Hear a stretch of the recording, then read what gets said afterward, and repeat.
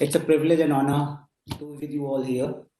So I guess this is my first talk with the Institute. I'm also very excited and also happy that I've got this opportunity.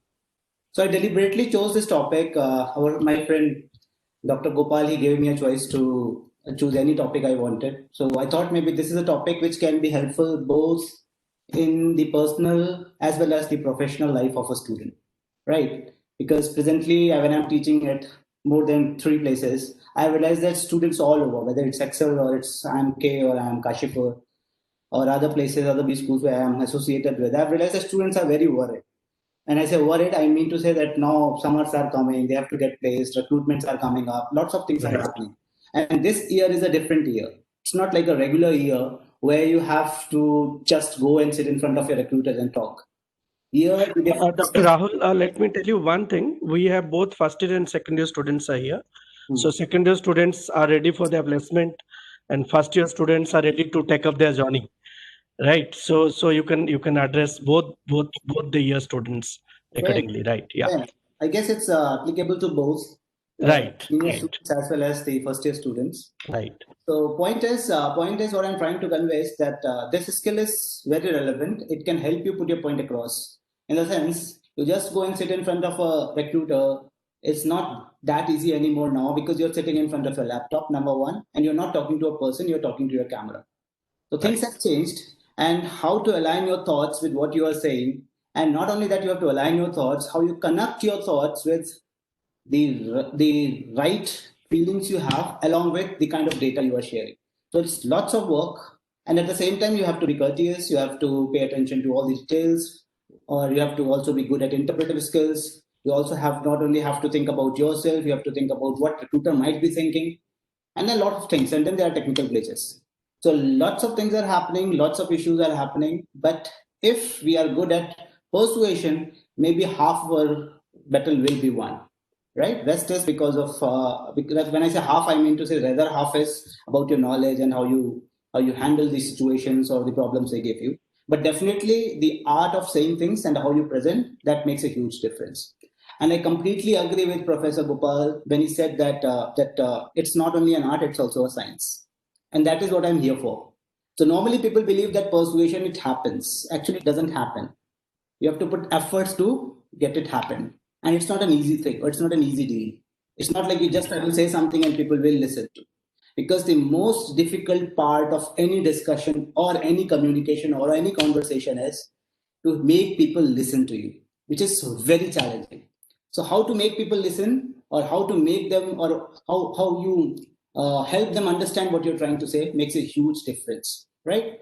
Requires a lot of effort, that requires a lot of practice, that also requires a little bit of manipulative techniques, huh? So we'll talk about those. I will talk about those techniques. I will discuss the methods. I will also share a few frameworks. I'm sure they will help you. But before I start, I just want to show you a small slide, a slide deck where I have put something which I want you to comment on quickly. And you can put your comments in the chat box, right? So I just want to check how good you are in doing it. Huh? It's not a mathematics class, so don't get misguided. Quickly want to understand, there's a series on your screen, right? 2, 4, 6, 8, 9, 10, 12. Just I quickly want to understand what is the next number in the series. Put that in the chat box. I can see that. Huh? Don't worry about the chat thing. Or if you want to come online and say, that's also fine with me. Both ways is okay. And definitely it's not a mathematical series. That's something else which I want to understand. Okay. Right. Just look at the series, guys. And you're putting 14, but look at the series again. Huh? You have to be very clear on what is there in the series.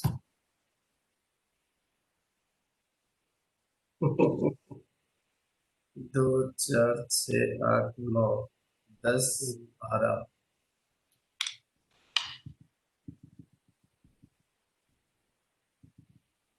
Pankuri, 12th is the last number. I want something after 12.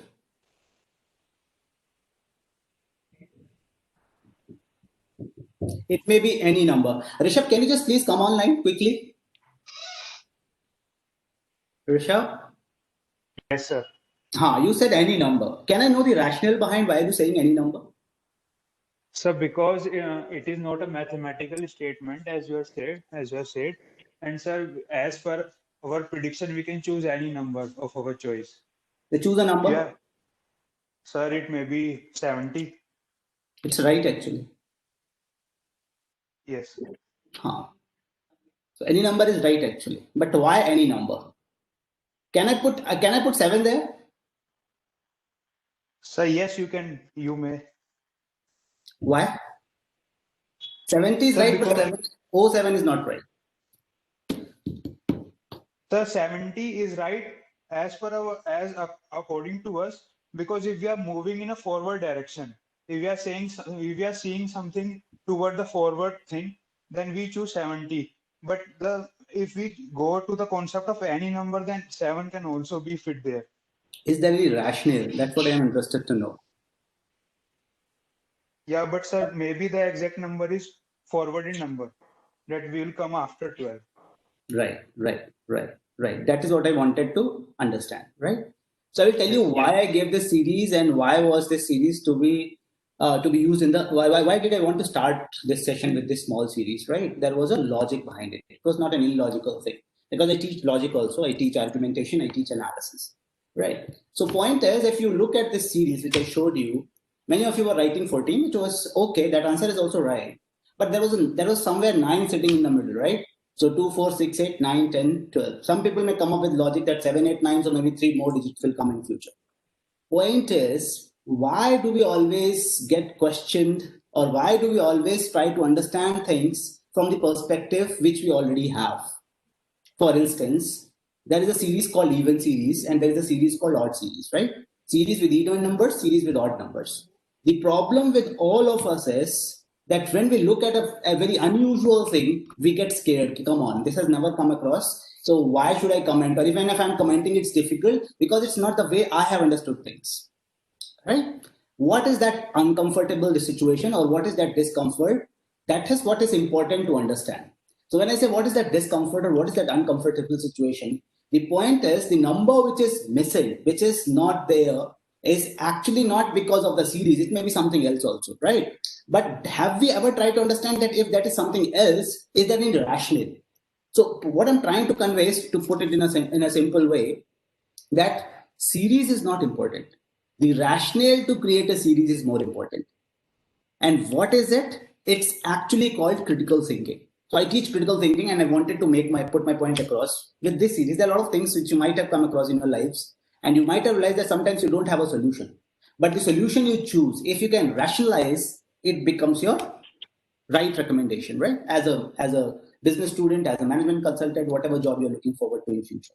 So what I'm trying to convey is there's an area called critical thinking, which most of us are very weak at. Most of us. I'm saying it with a lot of conviction because I have a lot of research in this area.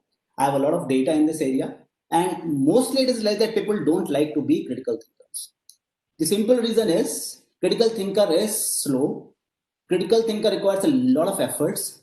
Critical thinker forces you to think at things from multiple perspectives, and critical thinking forces you to challenge your own belief system or your own value system, which people are very scared of. Because they normally believe that their value system is the thing which helps them to get meaning out of the things or out of the life they are living. Right? So the biggest challenge for anybody is to actually keep their value system aside, keep their belief system aside, and think about the things. That is what's called critical thinking.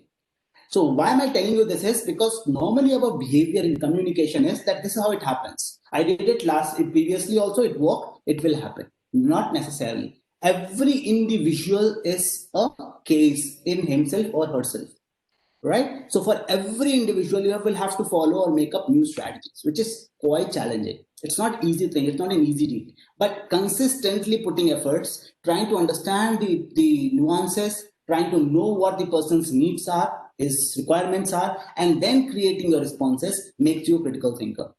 Initially, it's very slow, but if you become smart, it becomes an art of the deal. All right, I'm not talking the book of Trump, but that's how it is. It becomes the art. So what it is and how does it work?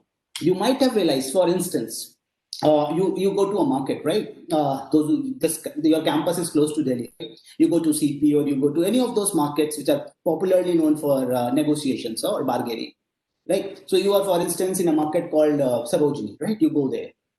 So you go there. For instance, you go and you wanted to buy something. So you wanted to buy, for instance, this is not a t-shirt, like just a pretend t-shirt. Huh? Just think that it's a t-shirt. So you want to buy this t-shirt and you say, I want this t-shirt.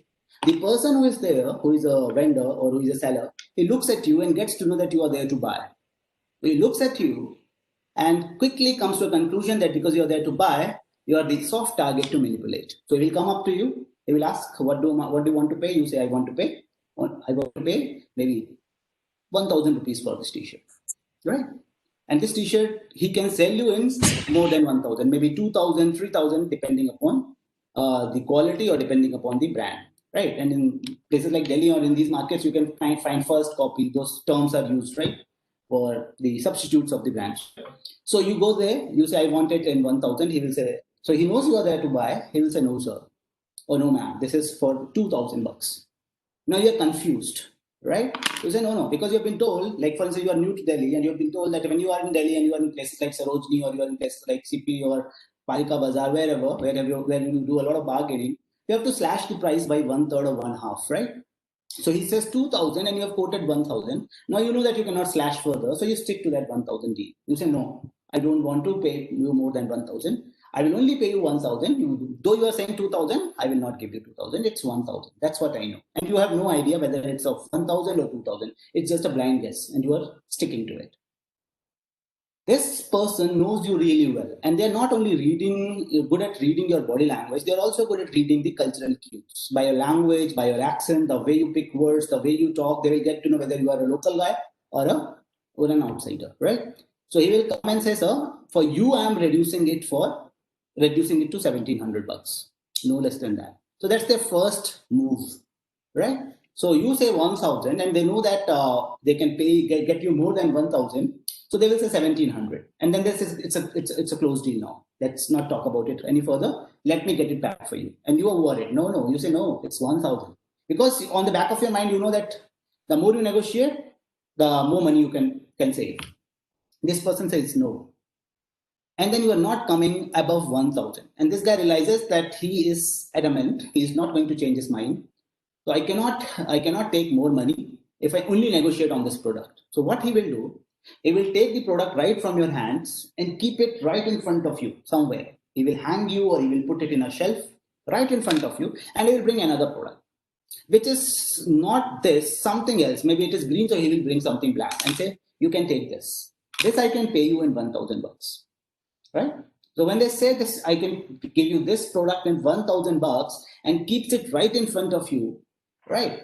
What is your psychological feeling at that point of time? Or what, sorry, not psychological, what are you thinking, or what is your psychological way of thinking about it? Your way of thinking about it is this product, which he was trying to sell me in 1,700, was a superior quality product. And the product which he's selling me in 1,000 is an inferior quality product. So what you will do, you will say, no, it's okay. I don't want to buy this. Give me that only, right? I'm okay to buy it. Most often you will end up buying it in 1,700 bucks. Though it is not 1,700 bucks, it's maybe 800 bucks. But because he knows that you are interested in this, you quoted something and you are showing a lot of interest in this particular product, they introduce a new product to distract you. And by distracting you, they have been able to put their point across that this particular product is a better quality. We all might have gotten cheated like this. It's not cheating, actually, it's an art. And we all get confused by this new product in the middle. And we go back to the old product saying, okay, it's okay to pay 1,700, let me pay. And you end up paying more. And even then you are happy because you believe that you have a good deal, but actually you didn't have. So what did they do with us when they do such things? And why can't we catch them? Right? This is where critical thinking comes in. Critical thinking is an art which actually is used to understood these other arts. So it's about, for instance, negotiation or manipulation or persuasion. If you're a good critical thinker, you can easily get to know what is going wrong, right? So if you are in this position, you can ask why this is of 1,000 bucks and why that is of 1,700 bucks. And then they will say, okay, the product is different. Then you say, okay, the product is same, bring them together. Let me check. quality is same, then they will say, no, we imported from Calcutta, this comes from Chennai, so price difference. That doesn't make much difference, right? How can that be this huge when you buy things in bulk? And you're not going to Chennai or Calcutta to buy from Delhi, right? They come to a port or they come to a place where from where you fetch them, right? It's a lie. So if you keep probing, you will be able to go to the bottom of the things and you will be able to do a good deal. But how many of us are in this? How many of us actually try to critically evaluate? So critical thinking is a very new discipline which has started emerging in India also now.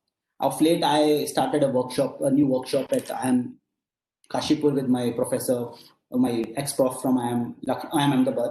So we started this year itself and we are training students in critical thinking. Right. But important thing about critical thinking is that critical thinking, if you develop, it helps you across. It's not only about such deals, it can help you in growing your career as well.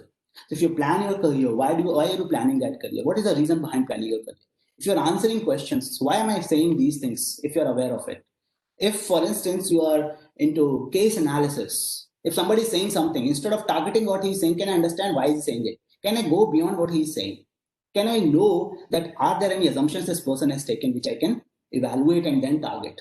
So that is what is called critical thinking. And it's a continuous process. You are always on an alert. It's not like you just learn it and it's always there. It's like handwriting. It's not like your handwriting, or it's not like a skill which becomes a part of your thinking process just like this. For this, you will have to consistently and continuously keep putting your efforts. And it's not that it's a one-go thing. You keep improving the more you put yourself in this, but it definitely dies with time if you stop using it. That's why mostly people learn it when they're in the colleges, especially in all the good B schools, they use case method, and it helps develop your critical thinking skills to a certain extent. But mostly when you move out of your college, you stop thinking, you stop understanding why it is happening like this, and then slowly critical thinking comes down.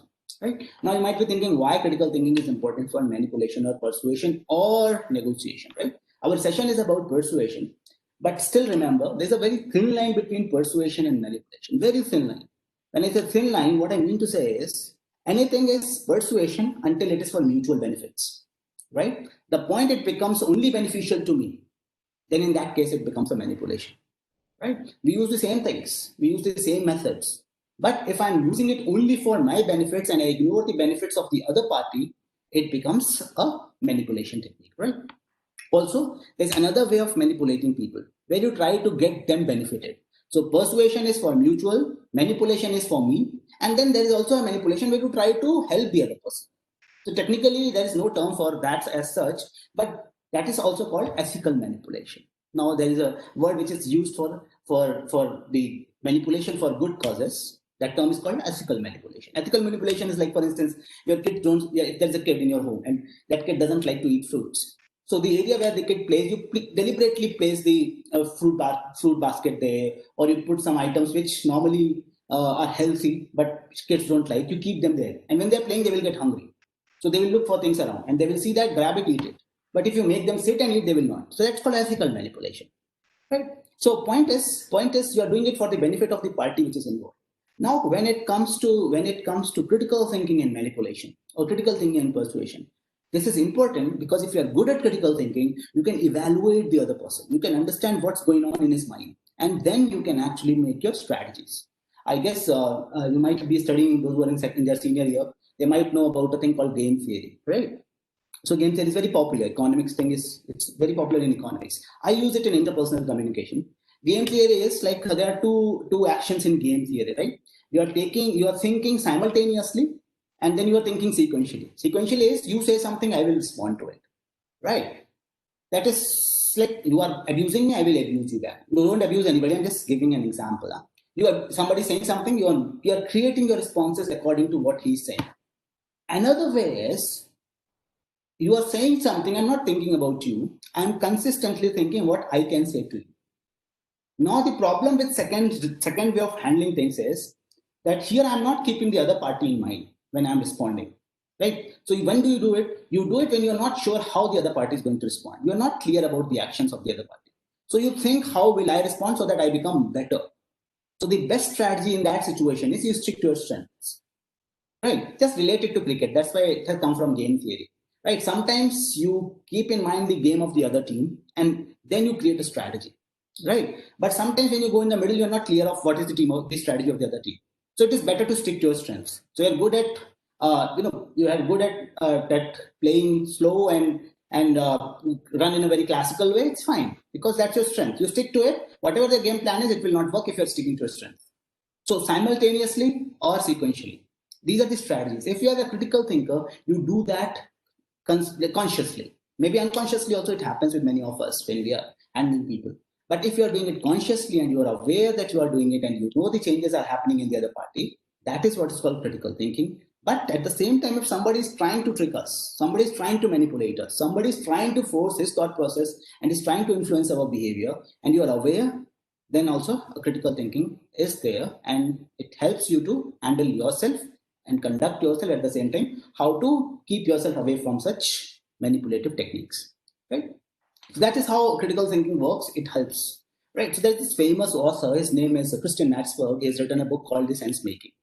Now in this book, Sense Making, he talks about something very interesting, which I always discuss in my class. Like he talks about, there's a chapter called this Savannah, not the Zoo. Savannah, I guess you all know, right, in Africa. Savannah, not the Zoo. So it's a very interesting story, but I have slightly changed it so that it becomes more contextual and it can be more relatable.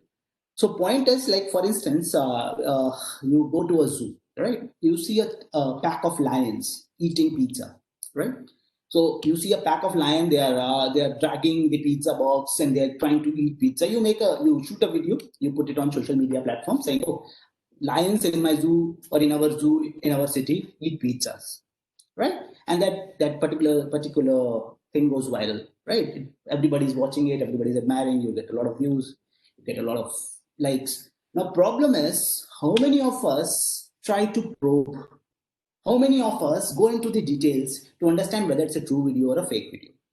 Even if it's a true video, you shot it, you were right there when the lions were doing it. Have you ever tried to understand why the lions, which are not into pizza at all, why are they eating it? Right? So maybe if you go back and check, they might have been deliberately kept hungry for 5-6 days, right? And now when pizza is given with chicken nuggets on them or something which is of their diet, if it's on that, they are hungry, they will start eating it, right? And now you shoot it and post it as if the lions are eating pizza, right? He talks in the context of food. I've deliberately converted it into pizza. Now he says that if you really want to know how lions eat and what they eat, you go to Savannah, right? I'm sure if you go to Savannah and try to do this, they will eat you before the pizza, right? Or before the food. So point is, how many of us try to get into the details? Similarly, there's this famous book called Weaponized Lies by Daniel Levitin. In that book also, he says that if you're poor at critical thinking, you can be cheated all the time. You're getting cheated, duped all the time, everywhere, right? Like for instance, there's this company called Kellogg's, very famous company, very popular company. Daniel Levitin brings this in his book. He says that they were actually worried about understanding why the Americans get obese. They get fat after a particular age. So they got a research thing done. And they got it done from a university called Stanford. They got it done, they got it published. This was a great research, which became very popular. And it said that Americans after a particular age become obese or fat. And then they use this data point, they share this data point with others. And when people get worried about their obesity, they get worried about their food. And when they get worried about their food, they believe that they should start eating healthy food. And we all know that Kellogg's, it has positioned itself really well in the market as a very healthy food. Now you see that, you go and buy, your sales go up.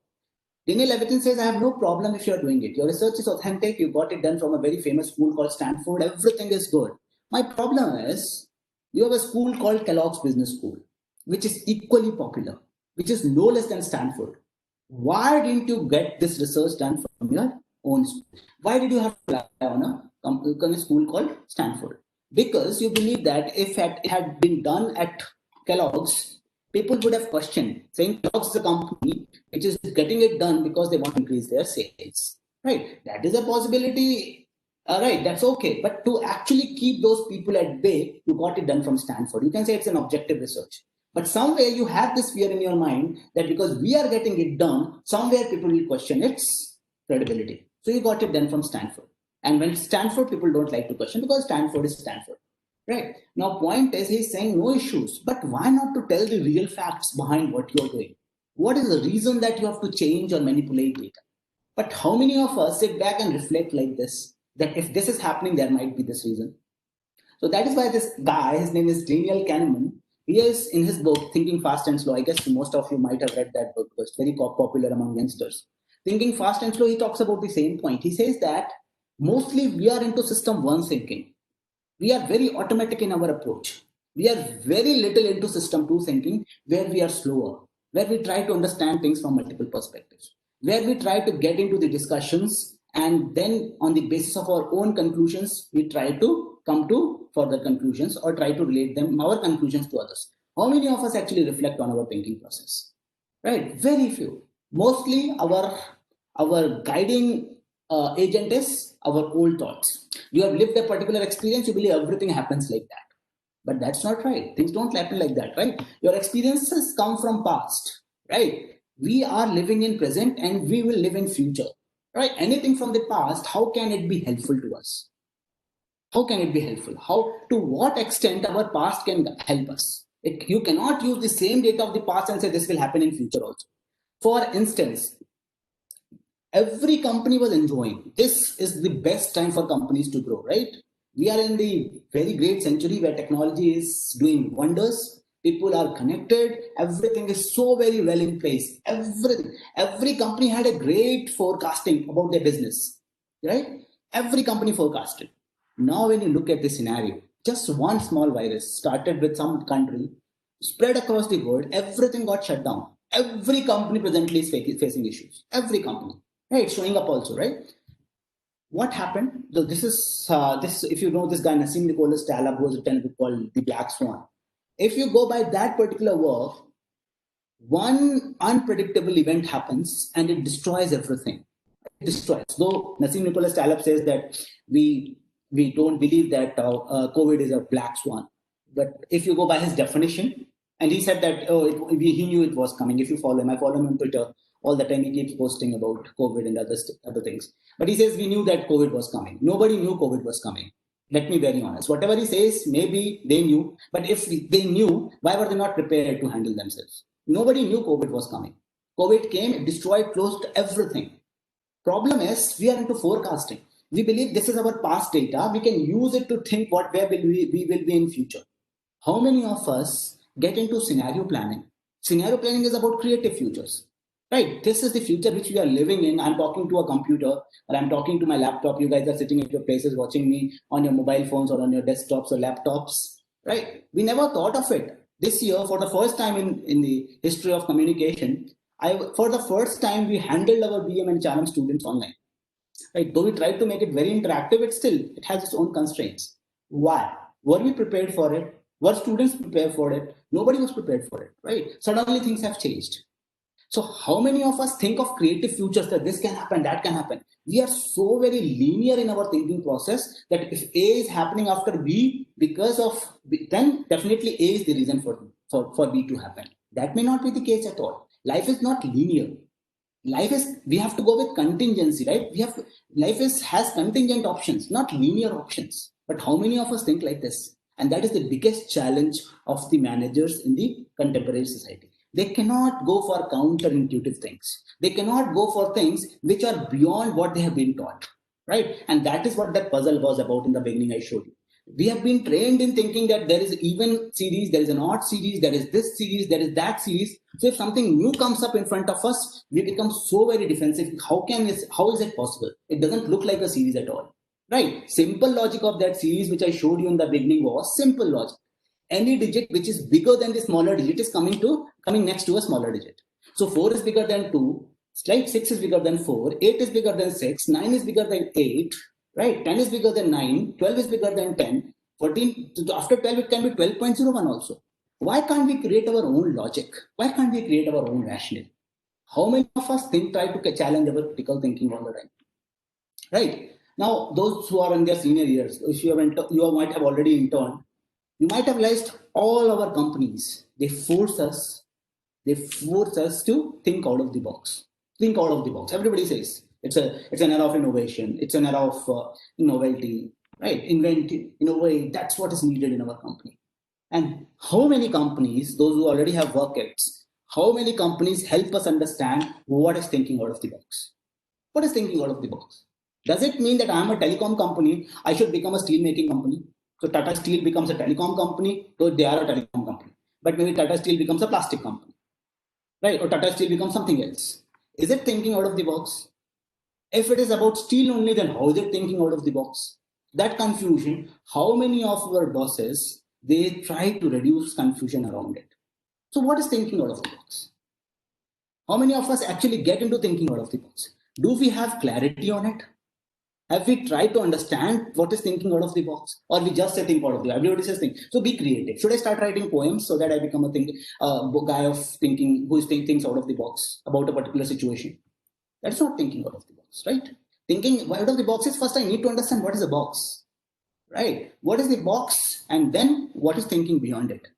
For that, you will have to tell that these are our goals, right? This is what we want to achieve, one dimension. What have we achieved so far? These are the things we have already achieved. So that is the second dimension of the thing of thinking out of the box. Now on the third dimension, you will have to think of as many things as you can, right? So that's called divergent thinking. And then you move to convergent thinking by keeping in mind the values, beliefs, goals of that particular system. So normally what happens is we don't know what is one dimension, like what is the problem. So problem is one dimension. Solutions attempted in the past is another dimension.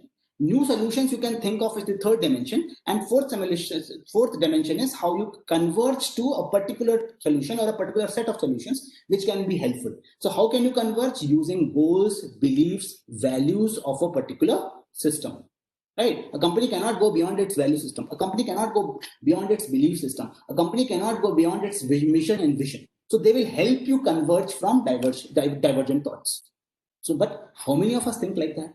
How many of us are trained like that? So critical thinking gives structure to your thinking process. It's not like you think randomly. And critical thinking helps you to explain what you think. It's not like I like you, so I like you. It's not about heart. Let me be very honest. Those who say think from heart, actually they are lying. Because you cannot think from heart. Heart does nothing. Its only function is to pump your blood. I'm sorry, it looks very blunt, right? And those who are poetic and creative, they might not admire it. But that's the reality. Your brain does everything with you, right? Critical thinking says that you be good with your brain. There's a brain called amygdala brain, which is on the backside of your head. Very small brain, an almond-shaped brain. It helps you to understand whether the person is good or bad. It's a threat, that person is a threat, or person is a help, right? So it actually captures the memories from the past, which are about fear, which are about danger. And when you are in similar situation, it gives you the messages that, okay, this is a dangerous situation. That's called amygdala brain. And then amygdala hijack also happens. And then there is a prefrontal cortex or prefrontal brain, which is called executive brain, which helps you to analyze problems. So, and those who have studied left and right brain, what are left and right brains? Right brain helps you in what? It helps you to be creative. Left brain helps you to be more analytical. Now, if you say heart, I think from heart, actually never thinking from heart, you're always thinking from your brain, right? So be aware of what you're doing, be clear on what you're doing, and then you move to persuasion, right? That was just to help you understand how critical thinking can make our life better, more rational, and we will have more command over what we say, and also more command over how we want people to convey messages to us. It's like a very smooth process, only that you have to be aware.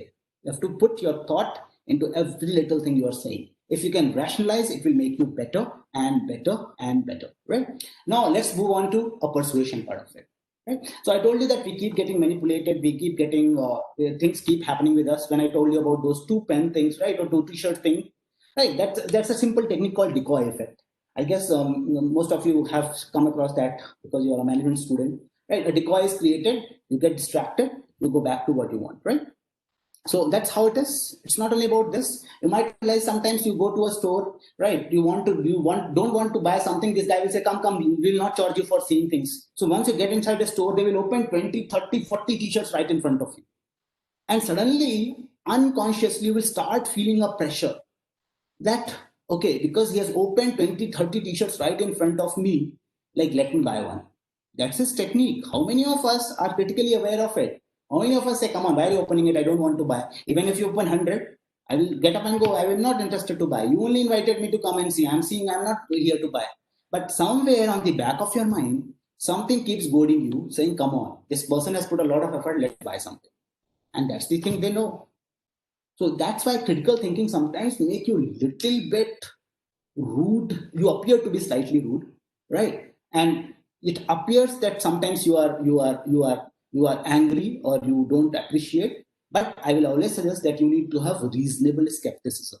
That the Kartes face, we doubt, therefore we exist. You need to have reasonable skepticism. Don't doubt every little thing, and don't start doubting with the love of your parents or friendship of your friends. That's not right. There sometimes you have to rely on emotions, right? But critical thinking is important because it helps you probe, it goes you to the details of things. Now, from moving from critical thinking to communication, how does it make us a better communicator? So you know Aristotle, right? Aristotle is a very famous guy. I guess you all know about him. He has talked about rhetoric. And in rhetoric, he says that there are 3 dimensions of communication which can make you influence people. One is called ethos, second is called pathos, and third is called logos. I guess you all are aware of it, right? So ethos stands for your personality, how credible you are as a speaker. Pathos stands for your emotions, how well you get connected with people, right? And logos stands for your logic. But problem is, they all can go together or they go independently. That is the question. So the solution to it is that it depends upon the context. Sometimes a logic can help. Sometimes logic with emotions will help. Sometimes logic with emotions with your personality will help, right? So you have to use different contexts, and there is no particular solution. That is what is critical thinking. Critical thinking says that there is no solution. There is no one solution for all the problems. You have to understand a problem. You will have to create solutions, right? So, for instance, right, you have to convince somebody who is a friend, right, and want him to accept something. You say, please accept it. Right. Now, if I go by critical thinking philosophy, if I don't go by critical thinking philosophy and I say, either you say yes or no to me, right? Either you accept it or reject it, I'm taking a huge risk because there are 50% chances that the person will say no. But yes, there are 50% chances that people will say, person will say yes. That 50-50 choices, 50%, right? 50% choices, there is a 50% chance that my request will get rejected. So if you're a smart thinker, and if you believe in, for instance, a person like Roger Fisher, who has written a book called Getting to Yes. If you're interested in negotiation, you can read that book. He says that why to give choices between yes and no? Why not to give choices between yes and yes? That sounds like, what is it? Like, you might be confused. How come you can give choices between yes and yes? So you can say, like, this is what this strategy used by most of the insurance guys. They will say, you buy it, sir, you take this insurance policy today itself, or you keep the papers, read it, and then I will come back. So they are not giving you any room to say no to them. And next time when they come and you say, no, I've still not been able to read the papers, they will say, sir, keep it for 6 months. I will come after 6 months. Right? And then they come after 6 months. And by that time, still you have not read. So you slowly start thinking that I'm troubling this guy, I should help him. That is subconsciously you start doing. That's what you start doing. And ultimately what happens? He comes after, then you say, no, presently I don't have money or I've invested in other things. I will not buy any policy right now. You can come after 2 months. He will again come after 2 months. And by that time also, most of us don't read those terms and conditions because those terms and conditions are not meant to be read. I will talk about that in a while. Right? So you just ignore them. And then he says, then you say, okay, come after 15 days. I may think again, he will come after 15 days. So you start making some commitments. And then finally you give up saying, okay, whichever policy you believe is right, you sell it to me. So they know that if they are persistent, they are consistent, they can actually convince or persuade. So what is that actually forced us to do that? And how does it happen? So it's not that because you're not always a critical thinker, that's why it happens. It also happens sometimes the way the products are designed or the message is constructed or created, right? I guess those who are very much into economics, they might have heard of a guy called Richard Thaler, right? Richard Thaler, who has written a book called Nudge, very popular work, behavioral economist, who got a Nobel Prize also. If you have heard of this work, he talks a very interesting thing. There's this chapter called in his book, the title of that chapter is Choice Architecture, right? If you go by his work called Choice Architecture, he says that sometimes it's not that you are a critical thinker and you will be able to save yourself. Sometimes the system is designed like that. So many guys in the class presently, right? I can see so many names on my screen. How many of you who use social media platforms, how many of you have read the terms and conditions of Facebook or LinkedIn or WhatsApp or Insta, whatever platforms you use? How many of you sat back and read every little term or every little condition? Just an open question, right? I'm sure even if you say I've read it, I will not buy it. Because even if you have read it, you don't know them now. Even if you try to read them at that point of time, you still don't know. Do you know why? Why don't you read them? Simple logic is simple logic. Just check that. Huh? This happens. Okay. At number one, they know that people don't like to read. Right? Logic is very simple. People don't like to read. It's a very common thing. If you see my office full of books, everywhere you will see books. People don't like to read. This is the biggest problem with people. Now, when they know that people don't like to read, then there are people who can read also, right? So I have to deal with both the guys, the people who read and people who don't read. People who don't read is easy to handle. Why? Because that's easy because they will not read whatever I share with them. People who read, they have a problem, right? They read regular things. Why can't I create a text in such a way that it becomes irregular? So if you look at terms and conditions, deliberately the font size will be smaller. Just check it. Deliberately the text will be cluttered. Deliberately a new window will get open. The point to click on terms and conditions, a new window will open. Text is small, text is cluttered, new window is getting open, and there also there is a scroll bar. So when you look at the length, you're like, come on, I'm not going to read. So you go at the bottom, check, right? You accept terms and conditions. And then you say, oh, come on, Facebook is selling our data. Alright, you guys actually signed that deal with them. Nothing is free. That's what Mark Zuckerberg told, right? Nothing is free. Today, when we are using Cisco or whatever laptop, mobile phones we are using, every data is available everywhere. And that is why they are giving us these services, right? It's not an easy thing which you can do it just for free. It's not easy. Nothing is free. So point is, that's called nudging, right? They force you, right? Not force exactly, they nudge you and you accept what they want. So this is only one thing. Lots of things are happening. You go to a store, you go to a supermarket. You might have entered a supermarket. You have realized that when you enter and when you exit, when you are doing it in that journey from entering to exit, I'm not talking from, but in that journey, complete journey from entering point to the exit point, you might have realized that you take a complete tour of that particular store. Is it just, it just happens, or is it a part of their design? Actually, it's a part of their design. They want you to take a complete tour. So you are with a trolley and deliberately you're going into the aisles. You're forced into the aisles where they have kept certain things. You look at them and you feel like, okay, it's impulsive buying. So you take them, put them, you take them, put them, you take them, put them. Right? You come home, those things are already in your wardrobe. Those things are already in your cupboards. Those things are already in your shelves. But still you take them because you took a route in your, this is about to finish. This is about to get over. Let me take. And they deliberately make you take a complete journey. Right? And the route is created like that you go through all the aisles and keep picking up things. Similarly, you might have realized this. Whenever you go to their cash counters, on their cash counters, along with their machine, they put certain items, right? Chocolates or kids things. They all deliberately are put. Why? Because when you have already bought a stuff of 5,000, 6,000, 7,000, 8,000 bucks, you don't mind buying a chocolate of 100 bucks, right? You pull out and say, come on, 8,000 rupees, how does it make a difference? That's a part of their deal, right? So what they do is they nudge you and you buy. Nudging keeps happening. Even when you go with kids, little kids, you take to the stores. A lot of times you will realize that there are certain things which you will not be able to see, these kids will be able to see. Right? Why? Because they're deliberately kept at their eye level. That's nudging. So they are kept at their eye level. The kids enter, they look at the things which they want, they will pull it out. You will not see anywhere. They will pull it out to somewhere, Daddy, I want this, or Mama, I want this. You will have to buy for them.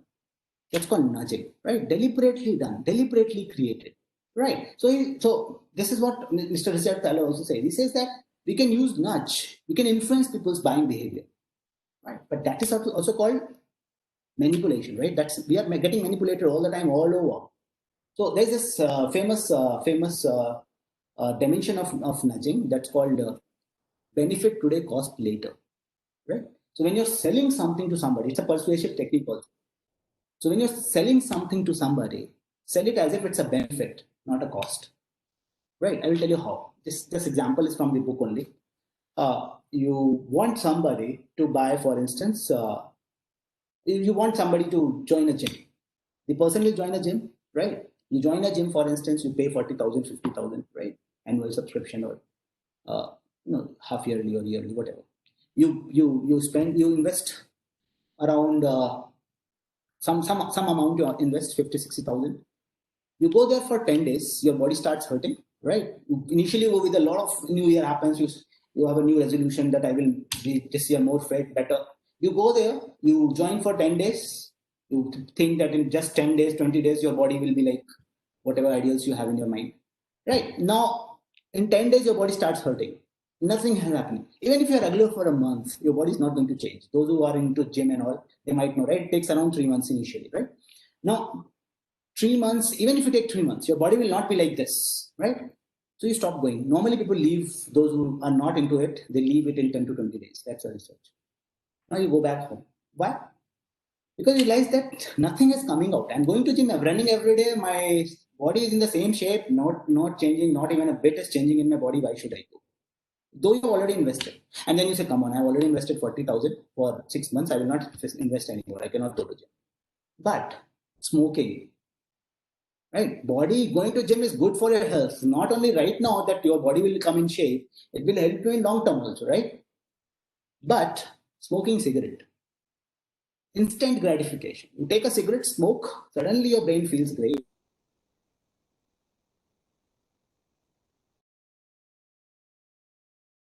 Benefit is right here. Cost you will pay maybe later. I'm not saying you will have a problem, right? But advertisements, I don't smoke. But advertisements, I have come across, like there's an advertisement, that small film by Mukesh, right?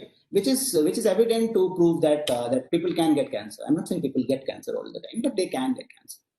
But how many of us, when we are into smoking, think like this, that we will get cancer? Because we are getting benefits right away. Cost maybe later. Who cares about the cost? But if cost comes before the benefits, people will become very conscious. Why should I pay so much?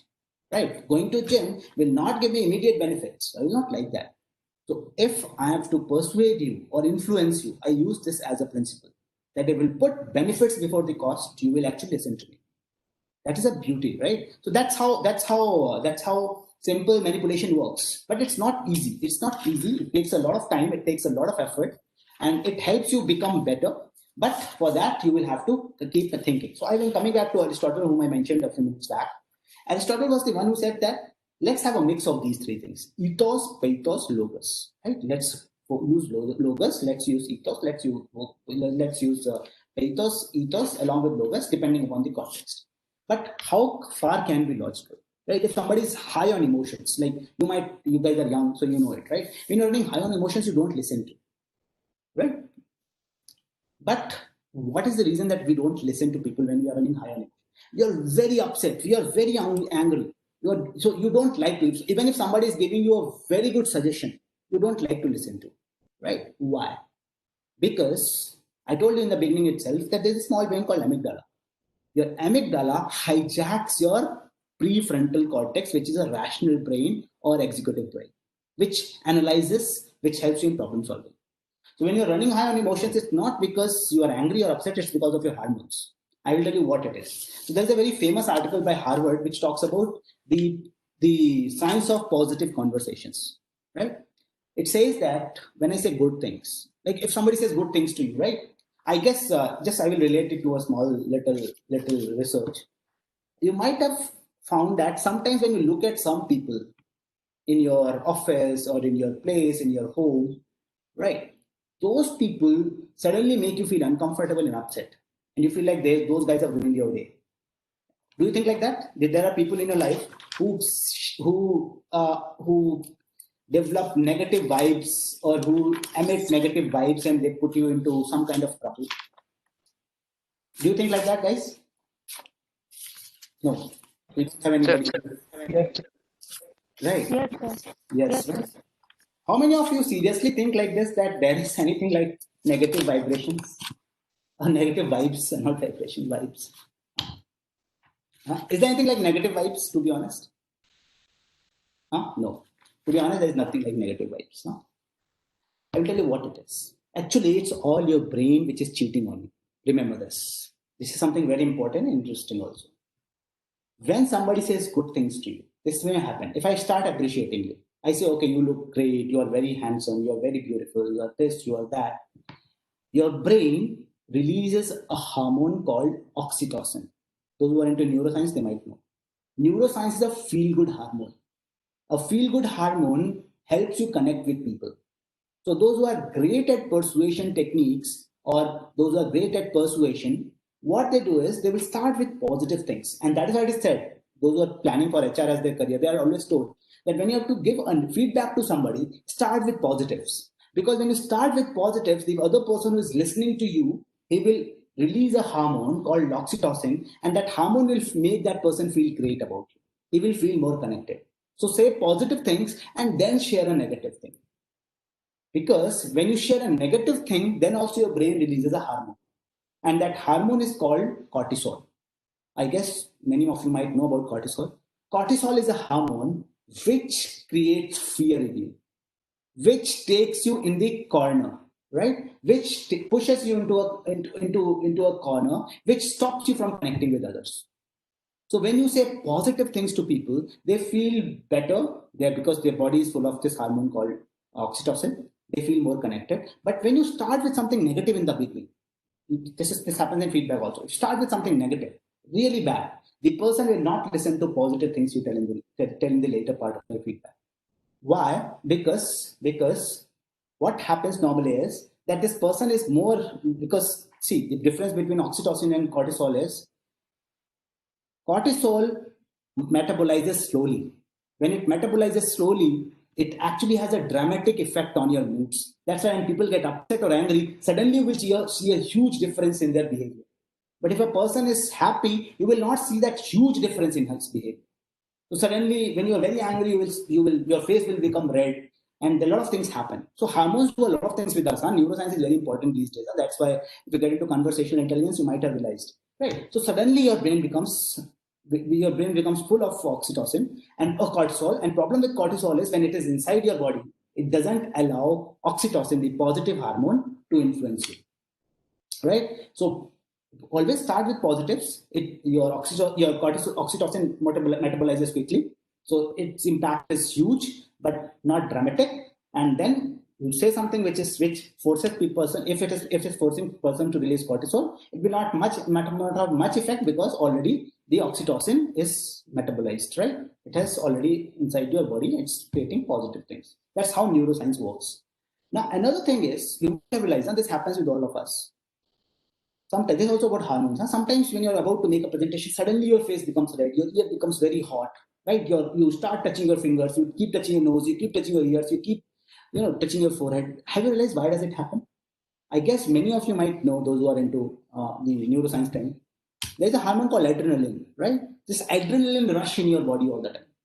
So it is going inside your body, running around, and it is hitting the softer tissues. So softer tissues are on your fingertips, softer tissues are at your nose tip, ear lobes, your forehead. So you keep touching these places, and your ears are also hot because of the adrenaline. Best way is, whenever you are going through a strong, stressful situation, just keep telling yourself, it's all hormones, they will settle down. And they settle down over time. That's why somebody is angry, we are always advised, don't talk to him until let him settle down. Actually, that's a right approach, because hormones will settle down in a while.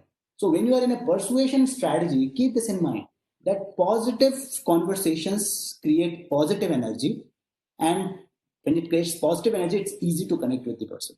And that is why when you think that somebody emits negative vibes, actually that person doesn't. Your brain, your eyes take that. Your brain has told yourself that person is a threat. So when eyes look at that particular stimulus, they convey a message that there is a threat. And when the brain realizes there is a threat, it forces your body to release a hormone called cortisol, and suddenly you start feeling uncomfortable.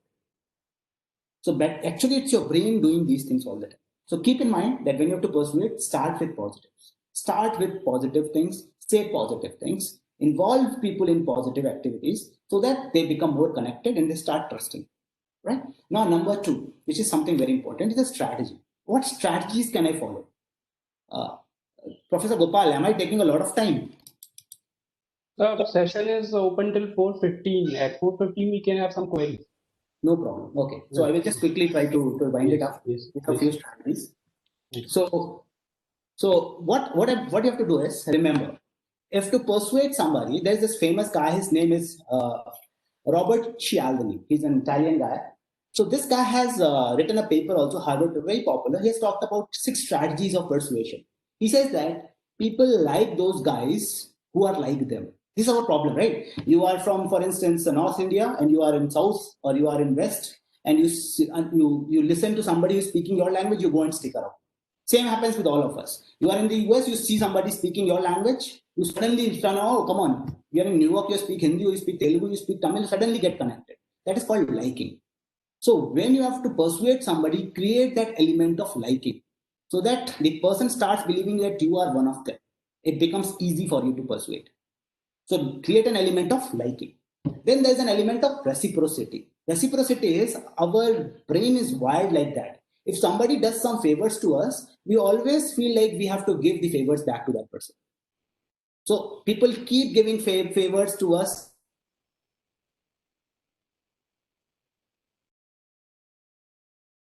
Companies do that, right? They will give you free offers. They will give you this particular thing is free for these many days.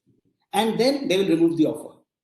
So they will invest in you initially, and then they will take the things back. So somebody, for instance, takes you out for tea every day. 10 rupees he's spending on you. He takes you out for 20 days and he's spending 10 rupees every day on you. So in 20 days, he has spent around 200 bucks on you. And after 20th day, he says, can I take 5,000 rupees for you? I have an urgent need at home.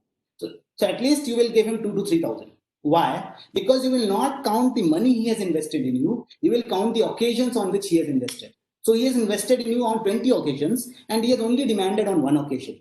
So you'll feel that's a psychology. So that's called a principle of reciprocity. So first, create an element of liking, right? Then you create an element of reciprocity, right?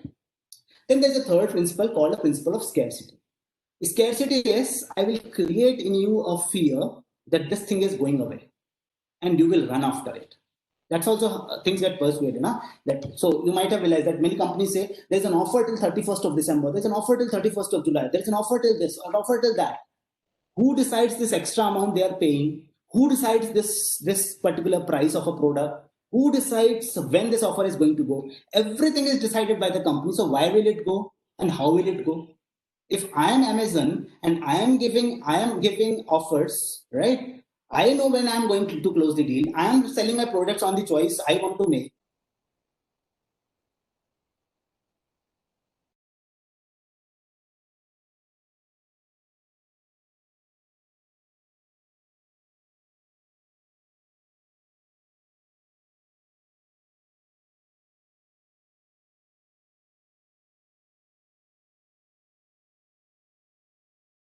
Right? But simple suggestion is, I will not say you stick to liking principle, reciprocity principle, scarcity principle, or social proof principle, or sometimes they will stay consistent, right? That they will keep saying, do this, you will start doing, right? Telling a lie 100 times makes it appear to be a true thing, right? Point is, what is the right way is, you can use these emotional strategies, at the same time stay logical. Whatever you say, substantiate it with reasons and evidence. If you are giving the right reasons and right evidence, people will get convinced. People will accept you. But yes, along with that, if you use certain emotions, if you use, for instance, oxytocin principle, or if you use liking principle, or if you use reciprocity principle, that is great. But whatever you say, if it is properly substantiated with reasons and evidence, it will make a huge difference, right? Along with that, when it comes to power, the ethos part, try to use the power of expert, right? So there's these 2 guys, French and Raven, they have talked of 5 types of powers. But best power, they always say, is to use your expert power. If you use your expert power along with the principle of reciprocity, liking, social proof, or for instance, scarcity and consistency, and plus substantiating your claims with right reasons and evidence, people will definitely listen to you and they will get persuaded. Right? So because we are already in the question and answer phase, I guess, because it's already 4:17. I will take a break, but yes, if you have any queries and doubts, please feel free to us. I'm here to answer your questions. Dr. Gopal, we have few questions in the chat box. You can check them.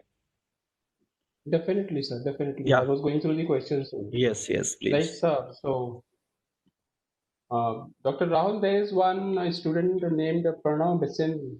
So he's asking, sir, don't you think that sometimes critical thinking and persuasion might put the person in front of you in a defensive position due to his ignorance rather than attracted to it?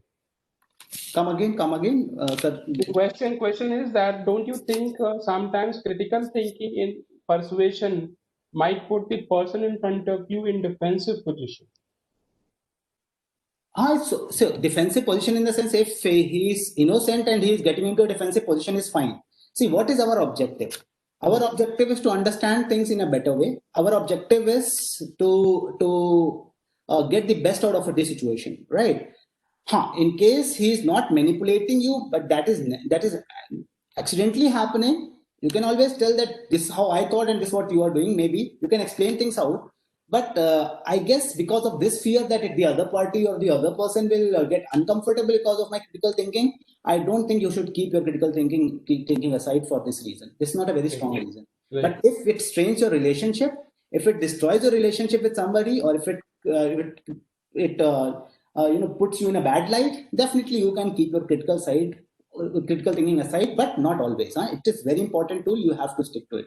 But I told you in the beginning itself, when it comes to relationships, handling your parents, handling your family, you don't try to be critical thinker. Even in watching movies, the point you start thinking this is all acting, these people are actors, you will stop enjoying. So critical thinking is dangerous that way. So there you have to keep your critical thinking aside and think like that's the situation which is happening right in front of you. So not always be conscious on where to use, where not to use. Right. There's one student named Archit Sharma, and he says that when we start persuading somebody, the listener sometimes is able to guess the intention behind the coaxing. Sometimes the person. When we start persuading somebody, the listener or the customer knows that what is the intention behind this persuasion, so he does not get affected with the persuasion.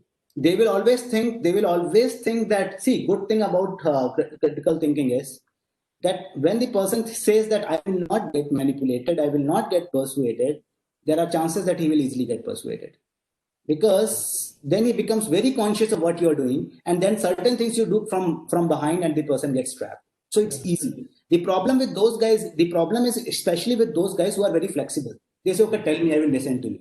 So it's difficult to convince them. But those are very rigid and say, I've got you, or I know what you're going to do. Those guys are easy to convince. So Pankaj Sharma is asking that how can we develop the skill of critical thinking in the most convenient and effective way? So my suggestion is that whenever you are saying something, this is a very good question. I'm very happy that you asked. Right. Whenever you are saying something, try to substantiate your claims with reasons and evidence. And those reasons and evidence should be objective in nature. That should not be based on your whims and fancies, number one. Number two, try to doubt things, but your doubt should be reasonable and acceptable, right? It's not that you start doubting every little thing which is happening around you. Number three, that you try to understand not only what you are thinking, but also try to understand what the other person is thinking. That's called if you can question or understand their assumptions, right? So I will just, Professor Gopal, I will just take 2 minutes to explain on it. Like for instance, there is a prayer at Excel, which normally students do on their very first day of orientation, which says that I will respect all the religions the way I respect my religion, right? Now, if you are a critical thinker, you will think like this, that if, for instance, I don't respect my religion, then in that case, this doesn't apply to me. Right. So how many of us think beyond what is told and understand what is not told? So if you can start thinking like this, that what is said is important, definitely, but what is not said is equally important, let me probe that area also. Right. So try to probe the assumptions, try to understand what are the reasons and evidence. And whenever you are saying something, don't just make opinions. Opinions are claims without reasons. So whenever you are saying, you substantiate them with reasons and evidence. I'm sure if you bring it to your practice, that will help. Right. There is one student, Devanjali Sheikh, and she's asking that how can we develop and balance our critical thinking ability? She's more concerned about balancing. Balancing is a tough call. I'm sorry, like it's a very good question again. It's a tough call actually. You cannot be critical thinker all the time. See, in my family, I've realized that when I get critical thinker with my daddy, it ends up in a small little fight. So they don't accept what I say. right? So you cannot be critical thinker. That's why I told you that in relationships, in friendships, you cannot be critical thinkers. But again, I will suggest you that whenever you are taking a decision, be it about your family or be it about others, try to stay rational. If you can substantiate your decision, if you can reason out your decision making process, it's good, it's great. But again, I will say that whenever you are taking a decision, when you are making a decision, I guess those who are into decision making courses, they might have been taught that you have to get into stakeholder analysis. So I suggest you that to strike a balance, always use stakeholder analysis, keep other stakeholders also in mind, and then decide. Sometimes you will have to give up on your decision because of some stakeholders like your daddy, mama. You have to listen to them, so you have to sacrifice. But especially in professional situations, business situations, my suggestion is stay rational, stay critical. It will help you grow. Like we are taking the last question of the day, and this question is by Pranav Shahi Bishel. And question is, can you suggest some readings for critical thinking?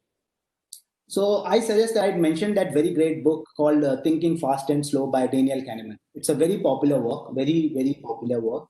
Getting a time, you can read Malcolm Gladwell also. He has written a book called Blink, which is very popular, equally popular. Blink is also a great work. Along with that, if you want to read better texts, there's a guy, Nassim Nicholas Taleb, I mentioned. He has written a book called Black Swan, is very popular. But there's another book called Fooled by Randomness, which is a great book, talks of intuitive thinking, right? And how intuitive thinking can sometimes be dangerous. So if you read these works, I'm sure it will help. And critical thinking actually is not about one book. It's about your thinking process. If you can connect the dots, if you can read multiple books and relate to different subjects, like whatever books I have quoted in the class, they are not from the area of communication. So critical thinking is how you can connect different works, different disciplines, different functions to arrive at a decision. So that is what is critical thinking. Right. It was wonderful, Dr. Rahul, to listen you. I just got provoked to say something from Rahul, if you permit. I mean, students, critical thinking does not mean you need to be critical all the times, right? Yes. You do not have to put yourself into ICU to think critically, right? So be rational, put enough of logic and rationality in your thinking process. Right, he has pointed out so many concepts like persuasion, negotiation, rationality, right? And I think these all will increase your critical thinking process and will also increase the level of cortisol. Dr. Rahul has rightly mentioned that is more required. So you don't have to put yourself into ICU, right? You do not have to put yourself into ventilator to think critically. Critically does not always mean it is negative. Right? Critical means that you are very rational, you are very logical, you are very consistent in your approach, right? So thank you so much, Dr. Rahul. It was really nice to hear you. So you have said many concepts to our students. I'm sure they will utilize them. Over to you, Dr. Gopal. Thank you so much for arranging this session. Yeah. Thank you so much, sir. So this was a great session, and my takeaways are that we should give choices between yes and yes. Another important takeaway is that we should talk about benefits first and cost later. Right. And the third and the most important takeaway I noted down is that we should always start with something positive or rational. So we are about to conclude this session with the great learning and takeaways. My heartfelt thanks to the learned guest speaker, Dr. Rahul Shukla. Just a minute, Dr. Gopal. In economics, we say cost and benefit analysis, but in communication, you must say it is benefit and cost analysis. Right. So my heartfelt thanks to the learned guest speaker, Dr. Rahul Shukla, who spared his valuable time for IMS Ghaziabad and shared his important insights with all of us. My sincere thanks to our Honorable Director and Dean Academics for their support, guidance, and motivation. And a special thanks to our dear students who made this session meaningful and successful with their interest and participation. This is all in this session. Thank you so much, everyone. Thank you so much, Dr. Shukla. Thank you, Dr. Shukla. Thank you. Thanks a lot. Yeah. Thank you. Bye-bye.